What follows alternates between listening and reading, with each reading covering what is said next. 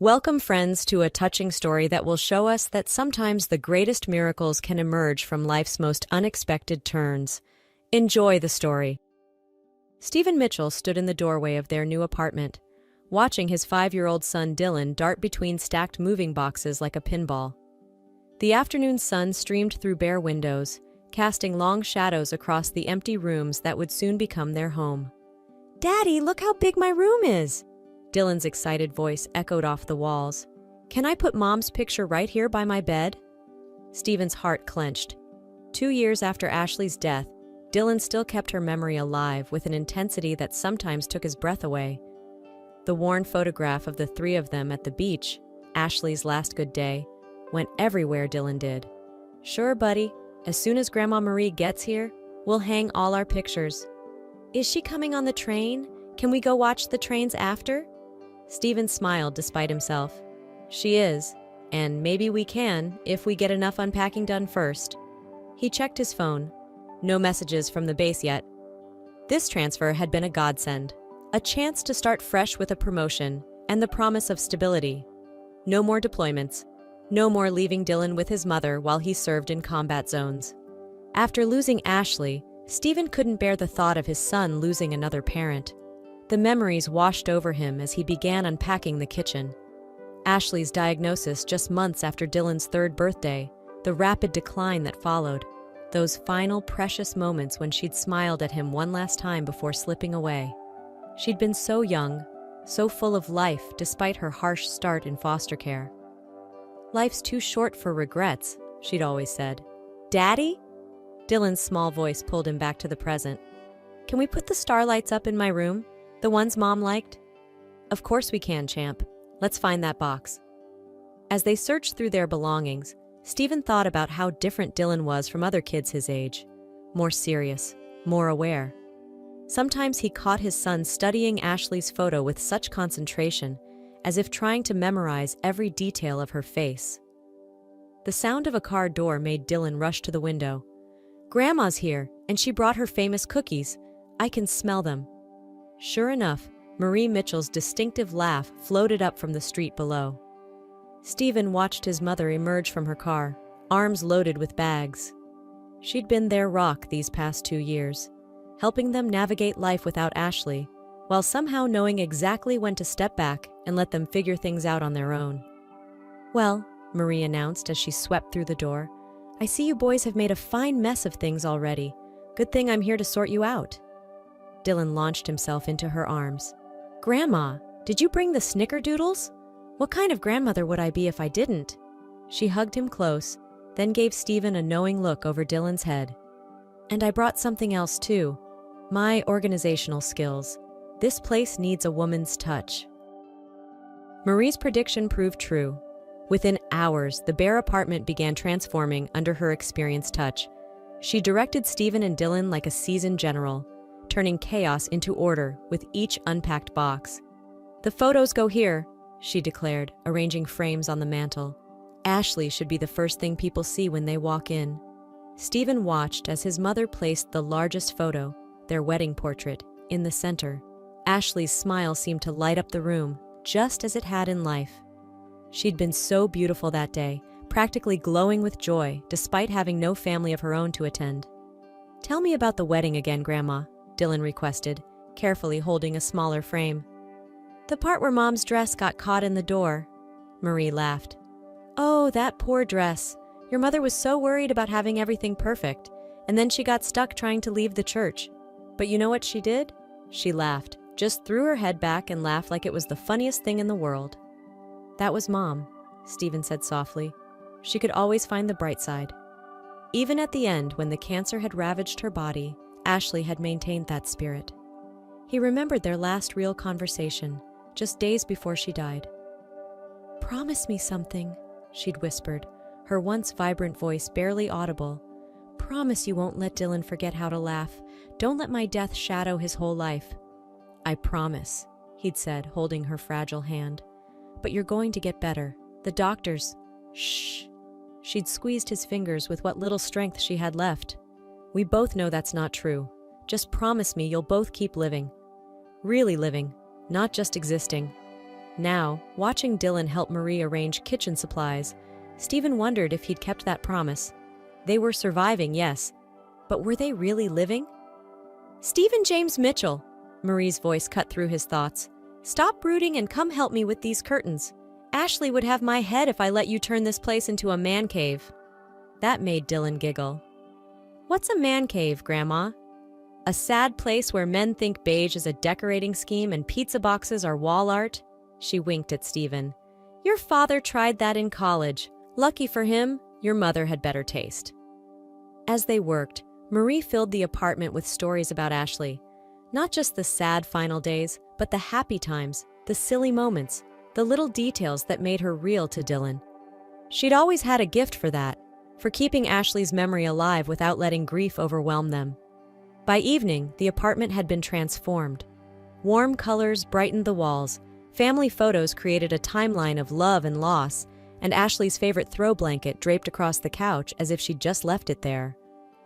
"Now," Marie announced. "Who's hungry? I saw a promising little Italian place down the street." "Can we have pizza?" Dylan asked hopefully. "Actually," Stephen said, "why don't we do something different? Something new?" He remembered Ashley's words about really living. "That Thai place we passed looked interesting." Dylan's eyes widened. "With the funny noodles?" "Exactly. What do you say we try an adventure?" Marie's approving smile told him he'd made the right choice. As they headed out into the evening, Stephen felt something he hadn't in a long time, a sense of possibility, of life moving forward instead of standing still. The morning of Dylan's first day at Little Sprouts Preschool dawned bright and clear. Stephen watched his son meticulously pack and repack his Spider-Man backpack, making sure Ashley's photo was safely tucked in the front pocket. "Remember, buddy," Stephen said as they walked the 3 blocks to school, "Mrs. Bennett is expecting you. Grandma Marie says she's known her for years." Dylan nodded solemnly. "Do you think the other kids will like me?" The question made Stephen's heart ache. Dylan had always been a little different from other children his age. More serious, more thoughtful. Ashley used to say he had an old soul. "Of course they will. Just be yourself." Sarah Bennett met them at the classroom door, her warm smile immediately putting both father and son at ease. She was younger than Stephen had expected, with kind eyes and an air of quiet competence. "You must be Dylan," she said, kneeling to his level. "I hear you're quite the helper at home." Dylan straightened proudly. "I helped Grandma organize all the kitchen cupboards yesterday. She says I have a good eye for detail, just like my mom." Sarah's expression softened as she glanced at Stephen. They discussed Dylan's situation over the phone. She knew about Ashley, about the importance of handling mentions of his mother with care. "Well, we could certainly use a good organizer in our art corner. Would you like to see it?" As Dylan followed Sarah into the classroom, Stephen noticed how he unconsciously touched his backpack where Ashley's photo rested. They'd discussed whether bringing it was a good idea, but Marie had been firm. Let him carry her with him until he's ready to let go. Children know what they need. "He'll be fine," Sarah assured Stephen quietly. "We'll take good care of him." "I know, it's just—" Stephen struggled to find the words. "After Ashley died, it was just us. Then Mom moved in to help, and now you're trusting someone new with your most precious person," Sarah finished. "It's natural to be nervous, but look, he's already making friends."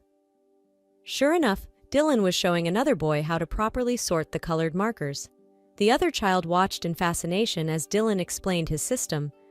"That's Mason," Sarah said.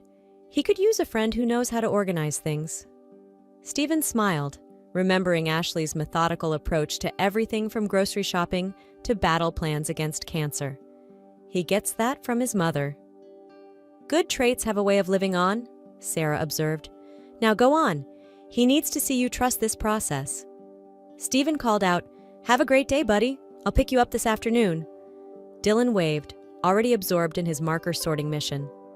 Stephen lingered a moment longer, watching his son navigate this new world. Ashley would be proud, he thought. Their boy was growing up. The day passed in a blur of military paperwork and orientation meetings. Stephen checked his phone probably more times than necessary, but no calls came from the school. No emergencies, no tears, no problems. When he arrived for pickup, Dylan was in the playground with a small group of children, apparently teaching them some complex game involving chalk circles and elaborate hand movements. "He's a natural leader," Sarah commented, appearing beside Stephen, "and so gentle with the other children. You should be very proud." "I am," Stephen said softly. "We both are." But something in Sarah's expression made him pause. She seemed to be studying Dylan with an odd intensity. "Is everything okay?" he asked. "Oh yes," she said quickly. "It's just... Has anyone ever mentioned... Never mind, it's probably nothing." Before Stephen could press further, Dylan spotted him and came running. "Daddy, guess what? I made 3 new friends and we're going to build the biggest block tower ever tomorrow, and Mrs. Bennett says I can be her special helper with the art supplies and..." Stephen let his son's excited chatter wash over him, pushing aside Sarah's strange behavior. Dylan was happy, adjusting well. That was all that mattered. But that night, as he tucked his son into bed, Dylan said something that would change everything. "Daddy, did you know Mom sent me a sister?" "What do you mean, buddy?" Stephen asked, his heart skipping a beat. Dylan had never shown signs of magical thinking about Ashley before. He'd always been remarkably clear-eyed about his mother's death, even at such a young age. "Katie," Dylan said matter-of-factly, arranging his stuffed animals in their precise order. "She looks just like me. Even Mrs. Bennett said so. She said it was uncanny." He pronounced the word carefully, clearly repeating something he'd heard. Stephen sat on the edge of the bed, trying to keep his voice casual. "Lots of kids look similar, champ." "No, Daddy. She looks exactly like me. Same eyes, same nose, same everything. Except she's a girl." Dylan turned to him with Ashley's serious expression. "Do you think Mom sent her to keep me company?" That night, after Dylan was asleep, Stephen called his mother. "It's probably just a coincidence," Marie said, but something in her voice sounded uncertain. Children that age often see similarities where there aren't any. But Mrs. Bennett's reaction... Stephen rubbed his temples. "You should have seen her face, Mom, like she'd seen a ghost."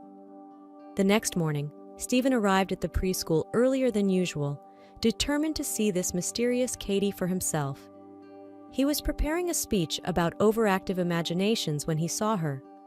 The little girl stood in the reading corner, her dark curls exactly the same shade as Dylan's, her profile so familiar it made his chest hurt. Then she turned, and Stephen had to grab the doorframe for support. It was like seeing Dylan in a dress. The same chin, the same nose, even the same way of tilting her head slightly when concentrating. All pure Ashley, just like their son. "Mr. Mitchell?" Sarah Bennett appeared beside him, her expression concerned. "Perhaps we should talk." In her small office, Sarah pulled out a file. "Katie Anderson. She lives with her mother, Natalie. I've been trying to find a way to bring this up since yesterday, but, well, how do you tell someone something like this?" "Something like what?" Stephen's mouth felt dry. "The resemblance. It's not just surface level. They have the same birthday. They finish each other's sentences even though they just met. They automatically sit together, share food without asking, seem to know what the other is thinking." Sarah hesitated. "Mr. Mitchell, is there any possibility that my late wife had a twin she never knew about?" Stephen finished. "Ashley grew up in foster care. She never knew her birth family. She always said..." His voice cracked. "She always said the hardest part was not knowing if she had siblings out there somewhere." Sarah nodded slowly. "Katie's mother picks her up at 4. Usually on Tuesdays she's a little earlier because..."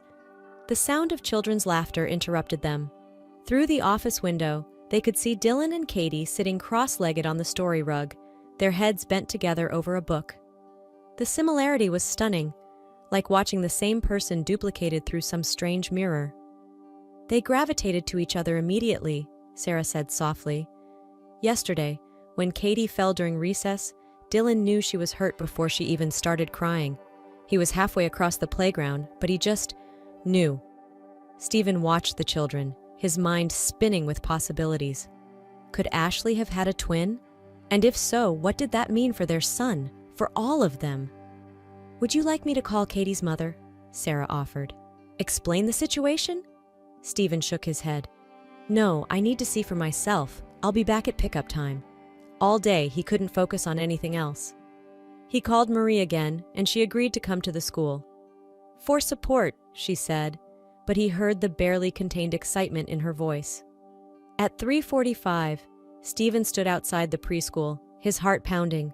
He'd survived combat zones, faced enemy fire, but somehow this felt more terrifying than any battlefield. Then he heard a child's voice call out, "Mommy!" and turned to see Ashley. Stephen's world tilted sideways. The woman kneeling to hug Katie was Ashley. Her face, her smile, even the way she tucked her hair behind her ear. But it couldn't be. Ashley was gone. He'd held her hand as she slipped away, had buried her. "Daddy?"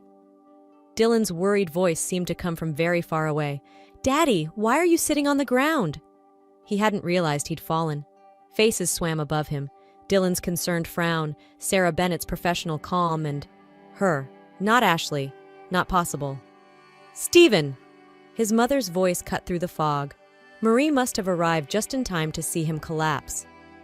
"Deep breaths, son." The Ashley who wasn't Ashley stood frozen, one hand pressed to her mouth, the other gripping Katie's shoulder. The little girl looked between the adults with growing confusion. "Mommy?" Katie tugged at her mother's sleeve. "That's Dylan's daddy. Why does he look scared?" "Because," the woman said softly, her voice different from Ashley's, but still hauntingly familiar. "I think I look like someone he used to know." "You look like my mom," Dylan said matter-of-factly, pulling Ashley's photo from his backpack. "See?" The woman's hands shook as she took the photograph, her face drained of color. "Perhaps," Sarah suggested gently, "we should continue this conversation inside." In Sarah's office, introductions were made. Natalie Anderson, not Ashley, but her mirror image. The children were sent to play under a teacher's supervision while the adults tried to make sense of the impossible. "My parents, they never mentioned a twin," Natalie said, still staring at Ashley's photo. "Ashley never knew her birth family at all," Stephen managed. His head was starting to clear, but his heart still raced. "She aged out of foster care. We tried searching once, but the records were sealed." Marie studied both photos, Ashley's wedding portrait and the one of Natalie and Katie at a birthday party that Sarah had quietly retrieved from Katie's file. The resemblance is, well, it's beyond remarkable. "When did you move here?" Natalie asked suddenly. "We've lived in this neighborhood for years. How have we never—" "Just this week," Stephen said. "Military transfer. He paused, struggling. "Ashley died 2 years ago. Cancer." Natalie's hand flew to her mouth again. "Oh, God. And Katie and Dylan, they're the same age?" "Same birthday," Sarah confirmed. "October 12th. A heavy silence fell as the implications sank in. Twins separated at birth. Their children, cousins who looked like twins themselves, born on the same day. "My mother," Natalie said finally. "She might have answers, but—" She twisted her hands together. "I'm not sure I want them. What kind of person separates twins? Keeps that secret for decades?" "The kind who might have thought they had no choice," Marie said gently. "Or the kind who made a mistake they're too ashamed to face." The drive to Natalie's childhood home felt surreal. Stephen followed her car, watching Dylan and Katie chatter animatedly in their respective back seats through their windows at stoplights. Marie sat beside him, uncharacteristically quiet. "Are you ready for this?" she finally asked as they pulled into a neat suburban driveway. "No," Stephen admitted, "but I owe it to Ashley to find out." Eleanor Parker's hands trembled as she served tea in her immaculate living room. Her eyes kept darting between the children playing in the corner and the photograph of Ashley that Stephen had brought. "I never thought," she began, then stopped, started again. "You have to understand the times. Richard, their father, he was a powerful man, wealthy, married." "Mom," Natalie's voice cracked like a whip. "What are you saying?" Eleanor's shoulders sagged. "I was young, foolish. Richard promised to take care of us, but when he found out it was twins, his wife was suspicious already. He said we had to give one up, had to make it look like there was never a second baby." Stephen felt sick. "So you just threw one away? Like she meant nothing?" "No." Eleanor's eyes filled with tears. "I chose Natalie because she was slightly bigger, stronger. I thought I thought Ashley would have a better chance of being adopted quickly, being so beautiful. I made sure she went to a good agency. But she wasn't adopted, Marie said quietly. She grew up in foster care, alone. Eleanor collapsed into tears. I tried to find her later when Richard died, but the records were sealed and I was a coward, afraid of what Natalie would think of me. Well, now we know, Natalie said bitterly. You let them separate us. Let my sister grow up thinking nobody wanted her. And now, her voice broke. Now I can never know her. Dylan looked up from his game with Katie. But you can know me, he said simply. And I remember lots about Mom. I can tell you everything. The adults fell silent, struck by the child's wisdom. Katie scrambled up to hug her mother. Don't cry, Mommy. Dylan says Aunt Ashley was really nice and funny. And now we can be a family, right? Natalie gathered her daughter close, looking at Stephen over her head. Can we? Would that be okay? Stephen thought of Ashley, of her longing for family, for roots. She would have loved knowing about you, he said softly. Both of you. Eleanor stood shakily. There's a box, in the attic. Baby things I kept from both of them. Pictures from the hospital before. She trailed off, hurrying from the room. I'd like to see them, Stephen said, if you're willing to share. Natalie nodded, wiping her eyes. It's what sisters do, right? Share memories? They spent hours going through the box. Tiny hospital bracelets, first photos of identical newborns, scraps of matching blankets. With each item, the weight of what had been lost and what might still be found grew heavier. Over the next few weeks, their lives began to intertwine in ways both small and profound. The children were inseparable, their bond growing stronger each day. Stephen found himself spending more and more time with Natalie, sharing stories about Ashley, discovering the similarities and differences between the twins. She used to do that exact same thing, he said one afternoon, watching Natalie absently twist her hair while reading. But she was left-handed, you're right-handed. Mirror twins, Natalie mused. That's what they call it when identical twins are opposites in some ways, like looking in a mirror. They were at the park, watching Dylan teach Katie his elaborate system for organizing the playground rocks by size and color. Marie sat nearby, pretending to read, but actually watching everything with satisfied eyes. Did she? Natalie hesitated. Was she happy, despite everything? Stephen thought carefully before answering. She had this theory that happiness was a choice, that you could let the hard parts of life define you, or you could choose to find joy anyway. Even at the end, his voice caught. She kept choosing joy. I wish I'd known her, Natalie whispered. Sometimes I feel like I did, like there are memories just out of reach. Is that crazy? No more crazy than Dylan and Katie somehow knowing each other's thoughts, Stephen said, watching the children share a sandwich without speaking, each taking alternating bites as if they'd rehearsed it. Marie joined them on the bench. You know, Ashley always said she felt like something was missing, like there was a piece of her out there somewhere. I guess she was right. The conversation was interrupted by Dylan's excited shout. Dad, Katie found a 4-leaf clover. Mom always said they were magic. Do you think she sent it? Stephen met Natalie's eyes, saw his own mix of joy and pain reflected there. Maybe she did, buddy. Maybe she's been helping us all along. That evening, after the children were finally persuaded to separate for bedtime, Natalie lingered at Stephen's door. I've been thinking, she said hesitantly. Would you both like to come to dinner tomorrow? I'd like to try making Ashley's lasagna recipe, the one Dylan keeps talking about. I'd like that, Stephen said, but fair warning, she never wrote it down. It was all in her head. I can only remember parts.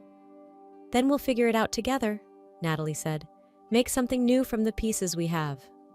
As he watched her walk to her car, Stephen felt something shift in his heart. Not a betrayal of Ashley, but perhaps a continuation, a new chapter in a story that wasn't quite finished. The wedding was as simple as the love story was complex.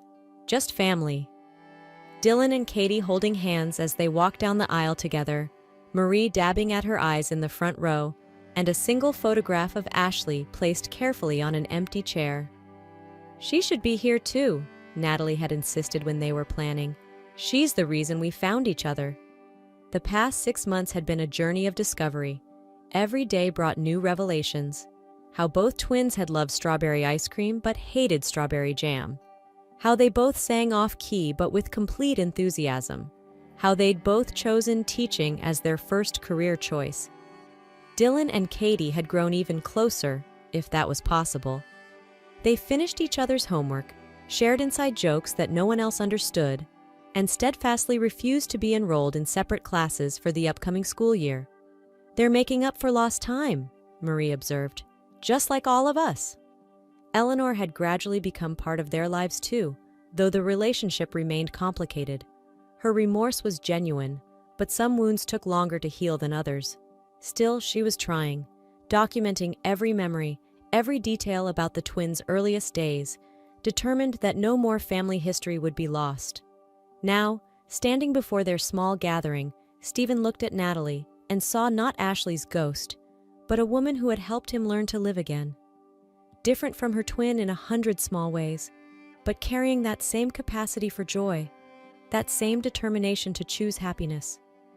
"When I lost Ashley," he said in his vows, "I thought I'd never find love again. I didn't want to. But she always said that love multiplies. It doesn't divide. She was right. Loving you doesn't diminish what we had. It honors it. You've helped me keep my promise to her. To keep living. Really living." Natalie's voice shook as she responded, "I spent my whole life feeling like part of me was missing, never knowing why. Finding you and Dylan, it's like finding pieces of my sister I never knew I had. You've given me the family I always wanted, the connection I always felt was out there somewhere." Later, at the small reception in their backyard, Dylan and Katie presented their gift, a carefully crafted family tree they'd worked on in secret. It showed all the branches of their unusual family, with Ashley and Natalie's lines joining together through their children. "See?" Dylan pointed proudly. "Now we're officially all together." Marie raised her glass. "To family. The ones we're born with, the ones we choose, and sometimes, if we're very lucky, the ones we find against all odds." That night, after the children had finally fallen asleep in Dylan's room, their elaborate fort construction having tired them out at last, Stephen and Natalie stood in the garden. The stars seemed especially bright, as if Ashley was indeed watching over them. "Do you think she knows?" Natalie asked softly. "That her son is happy? That her sister finally found her way home?" Stephen wrapped his arms around his new wife, feeling the rightness of this moment. "I think she knew all along. I think maybe she's been guiding us from the start." Above them, a shooting star streaked across the sky. In their room, the children stirred simultaneously in their sleep, sharing dreams no one else could see. And somewhere, perhaps, Ashley smiled, knowing her family was complete at last.